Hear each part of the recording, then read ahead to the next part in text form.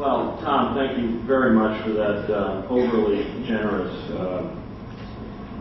introduction. But it's one of the reasons that I like to come back to Baltimore. You know, I get a warm welcome, and I feel very much at home here. I've been here many times. I have some very good friends in the city. Tim Armbruster, of course, Sheldon Goldsecker, and many others. But of course, Baltimore and Boston have a real kinship as Atlantic Coast cities that went into steep decline after World War II and have exerted themselves mightily to trigger an urban renaissance in those cities. And of course, when I first started in this business in 1975, working for Kevin White, our legendary mayor of Boston, the Inner Harbor here was being developed, and Jim Rouse had come to Boston and was working with us to reclaim Faneuil Hall Marketplace. And there was a good-natured competition, I think, going on in terms of who would make the most progress on that between the two cities. But I was talking before the meeting about that and remembering that when Jim and Kevin White were going around all the banks and financial houses in Boston to try to raise financing for this magnificent project, they were turned down everywhere they went in Boston. And we had a very large number of headquarters banks and insurance companies, many more than we do now in those days. And it is an emblem of the tremendous pessimism that really pervaded the land about the future of cities. The CEOs they met with said, in effect, Mr. Mayor, Jim, we really appreciate what you're trying to do. Your intentions are nothing but the best. But Faneuil Hall Marketplace will never fly. The action is in the suburbs. And how sweet it is to see that, though we are not without problems, the stunning progress that has been made. And the idea of the city, which is perhaps the most important thing, has made a tremendous comeback. We're no longer questioning whether there will be cities, thriving cities in America, but we're debating the specifics. But that big battle, I think, for the idea of cities in America has been won, and Baltimore has been in that fight from the beginning. So it's great to be here, and it's also terrific and frankly very flattering for me to be invited to participate in this very important exercise. As I've gotten to know Tom over the years, and just coming here today and reading what's been going on and listening to his report, you're already doing so many of the same things. There clearly is a strongly shared sense of what a community foundation can be. So I'm not sure how interesting anything I say will be to you as you embark on this, but I'll make an attempt. And let me just return a compliment saying, from an outsider's point of view, you are so fortunate to have Tom heading this foundation. Of course, he was from New England. You know, that explains part of his success. He's been down here a long time. I was just wondering, Tom, if you felt any twinge at all when the Baltimore Ravens eviscerated the New England Patriots last year in the playoffs, or whether your loyalties have fully transferred. Okay. I want to give you an opportunity to lay any fears to rest about divided loyalties. I also want to congratulate you for doing this and doing it the way I think you're going to do it, which is to really open up all the doors and windows, get the community involved, encourage conversations that are candid and even critical of the Community Foundation as part of your understanding the way forward, the best way forward. You know, when I was appointed to the Boston Foundation about 9 years ago, Creed Black, the former head of the Knight Foundation, on whose board I sit, wonderful curmudgeon, said to me, "Paul, watch out. When you become the head of the foundation, you've had your last bad meal and your last honest conversation."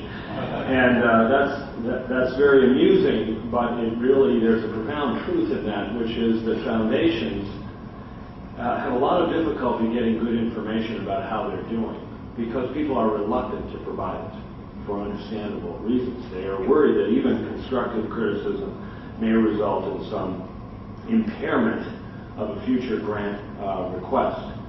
Now, national and private foundations, I think, have an even bigger problem than community foundations. We are on the ground, we are here, and if you're in the community, you can't help but get some information about how you're doing. But there still is that reluctance to speak candidly, and that hurts foundation performance. Any institution that is deprived of good information about how it's doing is not going to do as well as it might.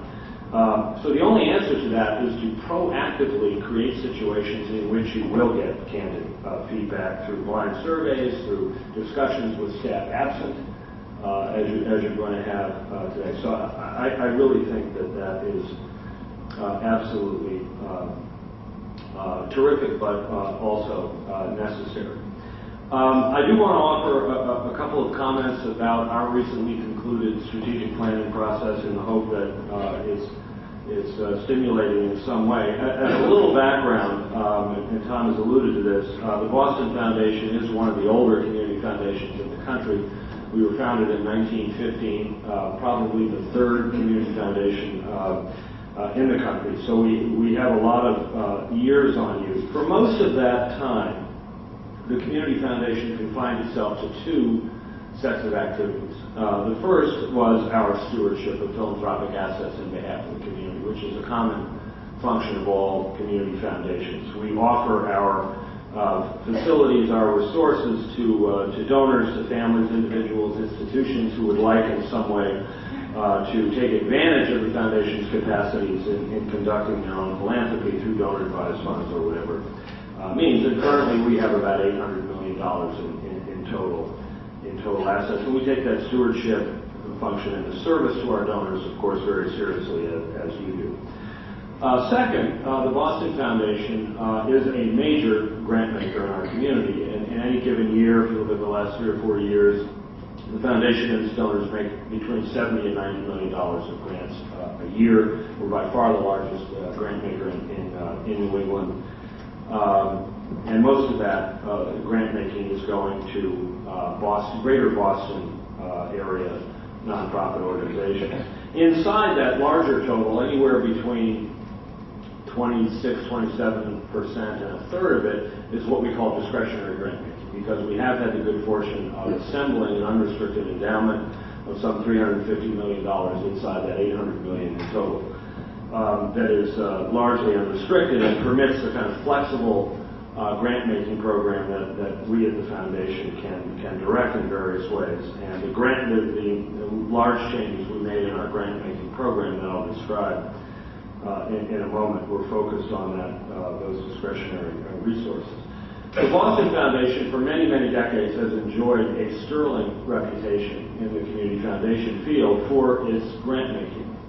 And this was of considerable interest to me when I joined the foundation 9 years ago. And we did a lot of historical work just uncovering the most important things the foundation had invested in. And we found out a lot of things. But I think what emerged most from that grant-making practice and what explained the considerable successes that had occurred was that the Boston Foundation has been receptive to new ideas from the beginning.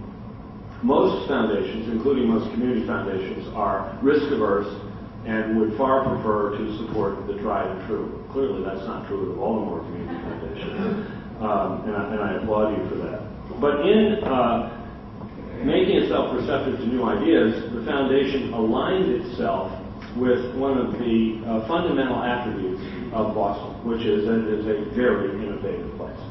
Our 8 research universities, 74 colleges and universities in total, hundreds of thousands of students and professors and researchers. There are just a lot of smart people in Boston, and as a result, Boston's been a very innovative place for a long time in business, in medicine, in technology, in politics, in government, etc. But a portion of that talent has always been interested in social innovation in the social sector, and they have ideas, often for whole new institutions, like public television, which was born in Boston in WGBH, and the Boston Foundation provided seed capital for that venture. Things like neighborhood health centers that didn't used to exist. They are just a splendid example of healthcare innovation that revolutionized primary care in a then declining city in the 50s and 60s. Things like community development corporations and community development intermediaries that made Boston a premier city for neighborhood revitalization in the 80s and 90s. Even the crazy idea of cleaning up the Boston Harbor, which ended up being a $4.4 billion environmental success story, was really triggered by the Boston Foundation's persistent support of some really zealous advocacy organizations who pushed and prodded and ultimately litigated, with litigation funded by the Boston Foundation, to get state and federal authorities to live up to their responsibilities, and the result was a clean harbor. So this is a marvelous track record. But an interesting thing happened about 10 years ago as the foundation was contemplating the imminent retirement of my distinguished predecessor, Anna Faith Jones, who some of you undoubtedly know, who was the first African-American woman to head a major American foundation. They weren't satisfied. They were restless. There was something nagging at them that the foundation was not all it could be. And so they went off by themselves a number of times and asked themselves that hard question: is the Boston Foundation all it could be? And the answer they came back with a full acknowledgement of the standing of the foundation and many successes it had accomplished. The resounding answer was no. And they, in effect, said that the Boston Foundation is leaving a lot on the table because it is a quiet, behind-the-scenes institution, conducting its work largely out of public view. Its grant-making does wonderful things, but it is not, they confessed, an influential institution. It is not moving the city or the region decisively in one direction or another. Moreover, there is a precipitous decline in civic and business leadership going on in our community, and someone needs to fill that vacuum, and why not the Boston Foundation as a venerable, prestigious organization with resources, place-based, permanently devoted to the welfare of the community? Why couldn't the Boston Foundation not be the answer to declining leadership, but be part of the answer? And they charged the new president, me, luckily for me, with trying to figure out, well, what that might mean. And the result was a pretty thorough reimagining of the role of the Community Foundation in Boston. And in effect, we constructed a whole third function to add to our stewardship and grant making, and we call that civic leadership, as you do. And we have sought to make the Boston Foundation in the last 9 years a civic leadership institution that goes from invisible to visible, that goes to limited influence to, we hope, significant influence in our community. It goes from nobody knows about it to a lot of people are talking about the foundation all the time.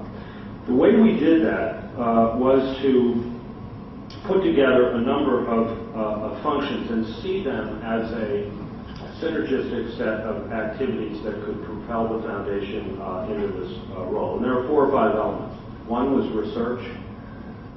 We have become a kind of think tank joined to a foundation. We have something called the Boston Indicators Project, which was one of the first civic indicators in the country. On that platform, a huge research effort that is regularly synthesizing immense amounts of data about the city and the region and publishing that data on our website and in conferences and forums.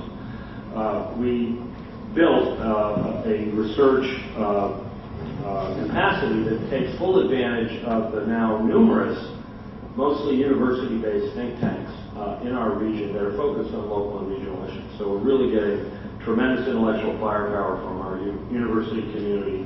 They're studying global phenomena, but they're also studying what's happening in Dorchester at the same time. Second, we created a series of forums under the banner of Understanding Boston, which brings together leaders to discuss and debate the implications of the research that is coming out on key challenges and trends in our community.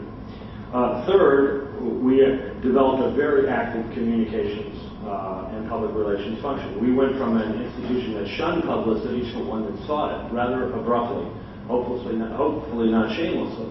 But we are in the papers all the time, and we want to be in the papers. We want to be associated with the things that we are trying to do. And finally, public policy and advocacy, which clearly, based on today's report, the Baltimore Community Foundation is embracing as an important part of their activities. The old Boston Foundation shunned contact with the public sector. Our notion is that we can't solve any of the problems we're interested in solving without the public sector. So to have no relationship, in effect, with the public sector is counterproductive. We do it obviously on a nonpartisan basis, but we assiduously cultivate strong working relationships with key appointed and elected officials at all three levels of government. Our senators, our congressional delegation, the governor, the Speaker of the House, the Senate President, the Boston delegation, key legislators, the mayor, his cabinet, et cetera. We are joined at the hip and involved in a major way, and we are willing to fight for pieces of legislation that we deem crucial to our priorities, and the Foundation has executed a string of public policy successes, which include major legislation and major legislative victories in housing, workforce development, education, public safety, arts and culture, and so forth. And it has become a very different and larger institution as a result of these activities. As we discussed this at the outset, though, there were worries about what this might mean. Would donors be alienated? How would they feel about this larger public role? And there were forecasts that many donors would be alienated. There were worries about fundraising. There were worries about running afoul of powerful people and institutions by taking certain stands and what that would mean. Well, I think the verdict is pretty much in after 9 years, and the results of this have been that these worries have largely not materialized. In fact, when it comes to donors and fundraising, our new visibility and civic leadership function, being a much more distinct and clarified franchise, frankly, than the Foundation enjoyed before, has resulted in enormous new support for the Foundation. We went from a foundation that in a pretty good year could raise $30 or $40 million in new gifts to one that now is going to routinely raise over $100 million in new gifts. And many of our new donors cite the civic leadership role and the increased visibility of the Foundation as the reason they want to be at the Foundation, as opposed to at the Fidelity Charitable Gift Fund or Vanguard or the many competitors, particularly in Boston, the home base of Fidelity that we have. So I think this is a clear winner. We've even been able to create new revenue sources, as you have for civic leadership explicitly. We developed, can I claim, the first civic leadership fund, I think, in the community foundation world. There are now quite a few, where we ask the community to actually help us create this function through an annual fundraising campaign. And we raise about the same amount of money that you do. We're going to hit $1.2 million this year in our campaign that is just concluding. However, there's no question that this kind of visible, vigorous role can run afoul of powerful interests. If the Foundation is becoming a power center, a center of influence, not everyone can be counted on to be happy about that all the time. And it's very important that the board and the key constituents of the Foundation understand that. But what should also go with that is the understanding that nothing important in society changes for the better without conflict.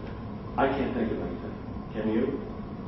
So the idea that some foundations have, that they can be on good terms with everybody, never rock the boat, never challenge established practice or entrenched interest, and change the world for the better, is unfortunately patently absurd. But there are a lot of foundations locked in that fantasy, and I'm glad to see that you are not. So there does come, with this different kind of role, a very different level of risk management for a community foundation, because people will be unhappy. In our case, we've had an up and down relationship with our very powerful, long-serving mayor, Tom Menino. Happy to report at the moment we're getting along just fine, because we have really been locked together in a fabulous education reform effort that's resulted in breathtaking, dramatic new legislation. And education policy had been one of the friction points between the foundation and the mayor, and that's now gone, so it's helped us. But my favorite definition of politics is the art of putting people under obligation to you. And politicians are very happy to deal with institutions where they have leverage.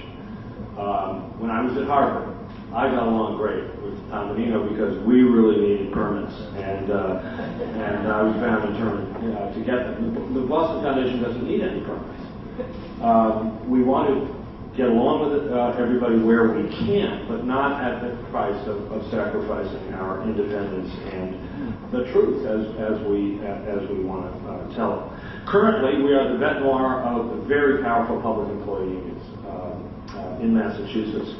They hate the Boston Foundation.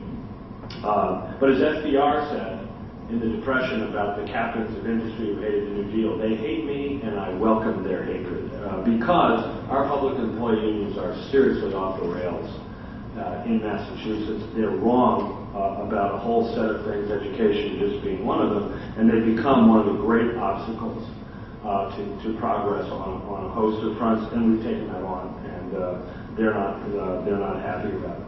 But thus far, if you talk about this, particularly with your board and your key constituencies, what you're doing, you develop the legitimacy of what you're doing. You do everything you do in the public arena with allies, not by yourself. We have found the pluses far outweigh the minuses in terms of this vigorous civic leadership role. So you're already doing it. I just urge you to really embrace this as a tremendous part of the value proposition that community foundations can bring, particularly when in a lot of cities there isn't a lot of competition for this kind of civic leadership, and it urgently needs to be done, and it will be welcomed, as I think you are finding. So, bringing me to the strategic plan, in the light of all this, in this kind of stunning transformation of the foundation, the grant-making program hadn't changed very much, and in part we were kind of too deferential because of its storied past and all the great accomplishments of the Boston Foundation as a grant maker. But when we began to think about what we were trying to get done in the community, it began to strike us, particularly our board of directors, that the grant-making program wasn't compelling. It did not have the power, frankly, that the civic leadership activities had, and it needed urgent attention. And so we have just come through what you're embarking upon, a year-long strategic planning process with all the bells and whistles, and I'm not being derisive at all of this kind of a process.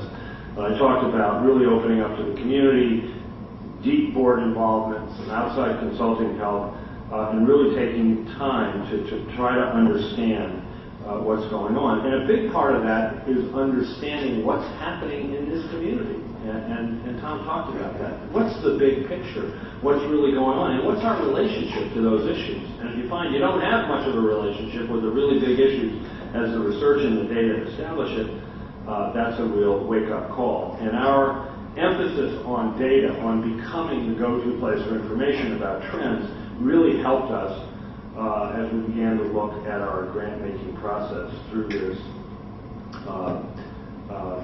strategic planning process. And in terms of determining the impact of the Foundation's grant-making program, we had been stuck in a mode that afflicts many, many foundations. And I call it the, well, we know it when we see it, theory of impact. This kind of informal, intuitive sense of, yeah, that really worked, as opposed to something a little bit more rigorous and defensible. And we decided that we had to really take on the issue of declaring, not only to ourselves but to the community, what we intended to accomplish and how we would know whether we were or not. And some wonderful folks in the consulting world pointed out to us that if you fail to state clearly at the front end of an initiative what you're trying to accomplish and how you will know, you'll sort of never get back there. Then you plunge in, and you wake up a couple of years later and realize you really don't have the means to determine whether you made a difference or not. So that idea that we were going to really commit ourselves to specified results and be very transparent about how we were going to measure those results was huge in our process. And as we looked at that, The other thing that jumped out at us, again, prodded by the consultants, was that there has to be what they call the line of sight between everything you're doing up through strategies, goals, objectives, to the ultimate results you're seeking. And if you can't see that relationship readily between a grant and something that you're really trying to accomplish, that's a problem. And so, if you'll forgive me because I don't have slides up on the board, but at your place you have your agenda book for today, I want to refer just quickly to a couple of slides. Just after the guest list for today's meeting, let's see, 2 pages in is this schematic. And this is just an illustration to hopefully make it a little more vivid for you what I'm talking about and what we've set out to do. On the first page, we set out in 1 page the mission, the value statement. Down the left side, the principal tools that the foundation intends to use, hopefully in concert in a powerful way. And the 2 big results we want to have, which is that Greater Boston residents are successful and thriving, and Greater Boston communities are vibrant, safe, and affordable, are set out with sort of 5 key objectives. Improving outcomes across the education pipeline, increasing health and wellness, increasing livability, affordability, and safety of Boston's communities, enhancing civic and cultural vibrancy, and increasing job growth and economic equity. So to boil it down, it's education, health, neighborhood revitalization, arts and culture, and jobs. That's what this foundation is going to be all about going forward. And on the next page, I've given you the so-called line of sight document that was one of the results of this planning exercise. And there are 9 of these for the 9 principal strategies, like your 9 pathways, I guess. 9 principal strategies that we've selected as what we think will be high leverage strategies in the service of these 5 objectives and 2 big overriding goals. So on a front and a back, over on the next page, is this line of sight document, which is intended as this compact but very clear restatement of what we're doing and why.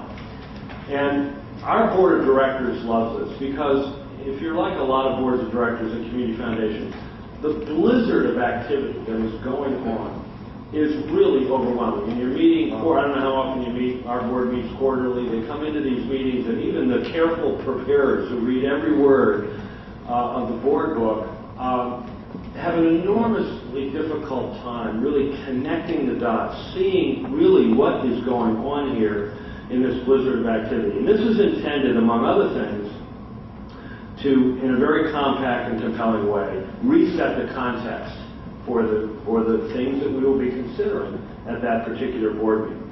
So this strategy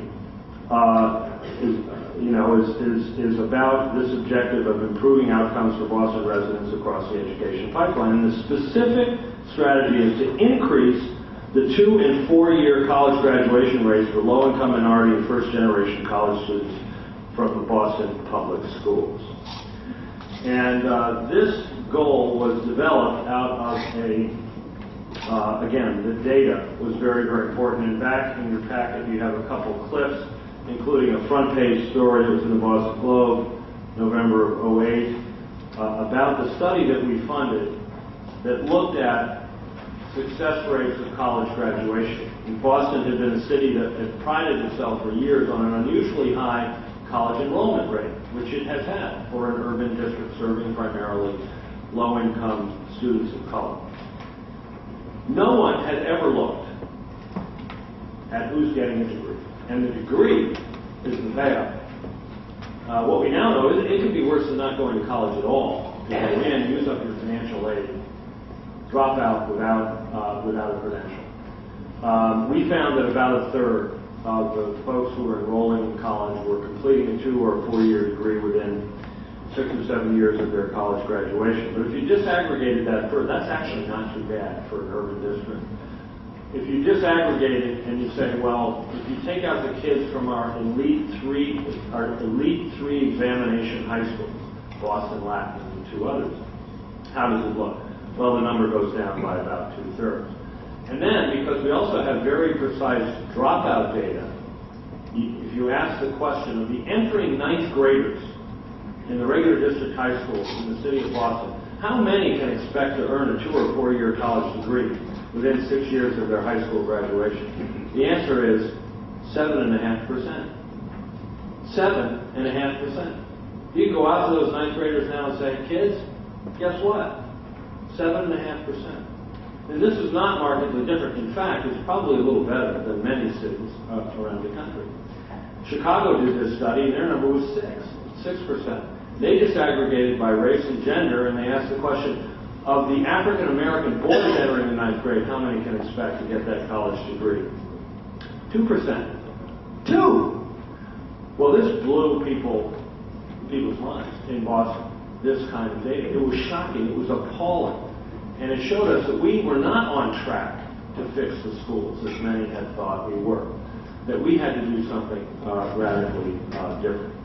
And so that translated into one of our goals, and you can see, and this, I don't have time to go into it, but the good news about this bad story is it really catalyzed an enormous response from the mayor, the school superintendent, the largely local colleges and universities, about a dozen colleges and universities where most of the non-elite kids do enroll, get them in one room, and the nonprofit community, and we have a strategy to dramatically improve college graduation rates for Boston kids. And we believe that within a few years, we will be exceeding the national average, not for urban districts, the national average, which would be an extraordinary accomplishment, but I believe we can do it. So it's an illustration of the catalytic effect of putting the data on the table, but not just to create a splash or to embarrass people, but to translate that into civic action. We're doing this over and over and over again in Boston. But we're holding ourselves accountable. So on this page you see a restatement of the problem, the rationale and approach, key partners, and then on the other side, intermediate benchmarks and the desired end state. And you can see we intend to move this roughly a third up to 70% for the class of 2011. So it is this kind of construct and framing now that really harnesses and disciplines everything we are doing, not just with grant making, but with the civic leadership activities, because our philosophy is all the tools in the toolbox. The things we're really most committed to, we have to exert ourselves powerfully, and that means using every tool and every asset we have. Now, with respect to grant making in particular, and I'll close with this, looked at through this lens, our grant making program was woefully deficient. We were making largely modest-sized grants, average $50,000 grants, no multi-year grants. We were making project grants. Nonprofits bring a specific idea to us about something they want to do, and we decide whether it's a good idea or not. We fund it or not, and we have these sectors that we operated in. It's a wholesale change to say, no, we're not going to do that. We're going to decide, again, with the community, not all by ourselves, the specific things like improving these college graduation outcomes that we want to accomplish. And then through our grant making, we're going to hire, in effect, nonprofits who are going to be crucial to meeting that goal. Crucial. We can't do it without them. And that's the fundamental screen that is now on the nonprofits applying for our grant support. And in return, we're going to give them larger grants, than double the size, on average, from 50 to 100. We're going to go multi-year without a limit necessarily. No deadlines, rolling admission. You come to us when you want to, and unrestricted. We're not going to tell you how to spend the money because we've already decided if you do what you're best at, you're going to make a vital contribution to achieving something that we've decided to achieve. This is really a profound shift in the grant making process, but it has liberated and galvanized our staff and the board. In addition, it's clarifying. It's compelling to look at these organizations as whole organizations, to honor them with the decision-making process about how they use their own resource, but just as we are committing ourselves to results, they are committing to us specified results as well. Now, we are not going to distribute our entire discretionary grant making on this basis. We are preserving opportunities for groups to come in who are not as aligned with our key strategies, because going back to this innovation idea, the Boston Foundation has been one place where people can bring a compelling idea and get some backing. And we want to pay homage to that history going forward in realizing that remains a vital function. And so people are going to be able to get opportunity grants to try new ideas that ought to be tried. And there are a whole set of other things that are going to give us the flexibility to recognize that not everybody is going to, who deserves support is going to line up. But the bulk of our discretionary resources will be committed to this new unrestricted operating support in service to these broader objectives. We are just rolling, really in the middle of now the first full year of implementing this. We're taking to our own board in another week or so a long set of these aligned grants, larger grants, unrestricted operating support, and we're very, very excited about that. I will say, when we announced these changes last fall, they were greeted with universal applause. Universal applause. It was really, we were being bathed in warm feelings in our town. And I cautioned the staff. I said, one of the reasons that's occurring is the whole nonprofit community is assuming they're going to be funded under this new benefit. And now it is becoming painfully apparent that that is not so. And it does up the ante, and there's an allocation of pain and disappointment that's going on here, because even as we preserve a lot of flexibility and ability to help organizations in different ways, if we're doubling our grant size, and our discretionary grants budget has not doubled, it is growing, but it has not doubled, do the math. That means that fewer organizations will get at least that top line support. But again, if you're serious about results as opposed to feeling like your business is to keep as many nonprofits in business as possible, which kind of is the mentality in some places. The nonprofits, we love them just like we love ourselves, but we have to recognize we are the means to an end, not the end in itself. And I hope that finally we've got the right focus on what the ends are that we are seeking. So again, thank you very much for having me here. I really appreciate the opportunity.